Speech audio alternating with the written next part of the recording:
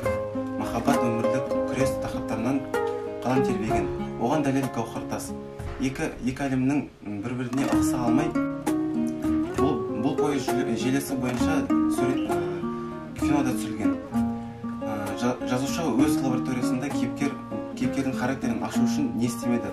Кейіпкерді жалғыз сөйлетуі мүмкін, оның іс-әрекетіне қажет емес детальдар қосу мүмкін, тіпті қиял штрихтерін де қосып жатады.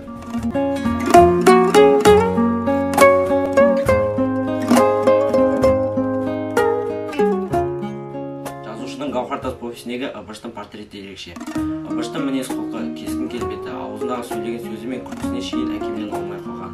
Сойып қаптаған дерсін. Екі иығы қақпақта екі есе бар.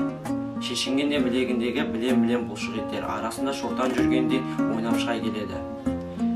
Ол асығу дегенде әсте білген емес. Күш дегеніңіз оның бойына сыймай асып-тасып жатыр. Ыбырыштың айрықша бір мінезі көкпар құмарлығында.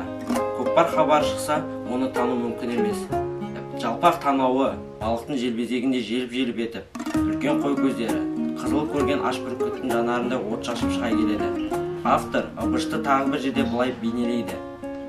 Машинадан түскенде Ыбырышты танымай қалдым. 2 күн ішінде күрт өзгеріп кеткен. Күнге күйіп май сіңген.